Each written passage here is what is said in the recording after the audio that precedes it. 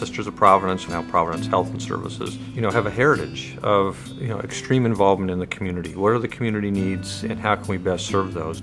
So when you look at our mission, it talks about how we work together to meet the needs of especially the poor and vulnerable, and how we do that from a position of compassion.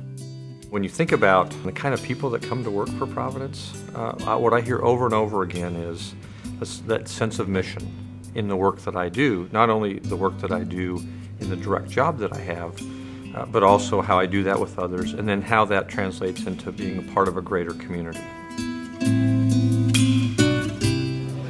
Our Providence employees really are what I believe is they reveal the face of God. They do reveal God's love in a unique and very special way.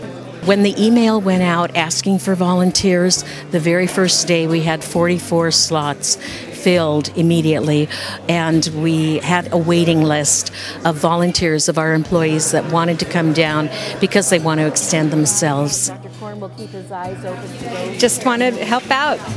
I love getting out and just being a part of the community. Sometimes you can be in Providence for weeks and weeks and do the work we do and not really reach out and touch anybody other than the people you work with. So it's an indirect way of serving every day, but this is pretty direct. How can you not do this? I mean, in this economy right now, the way things are, how can you not go ahead and volunteer and help people?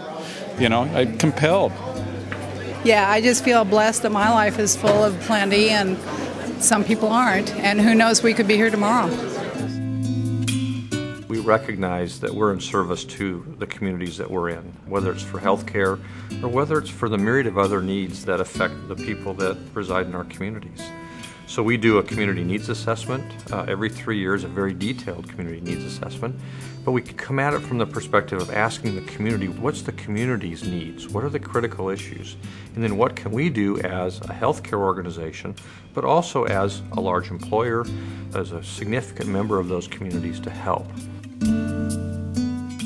An example of kind of an internal response that tied to the community is the floods in Vernonia last year, which it happened very suddenly. We have a great clinic out there that really serves that area, and these floods hit, and it was devastating. I mean, it happened so fast and people couldn't react quickly.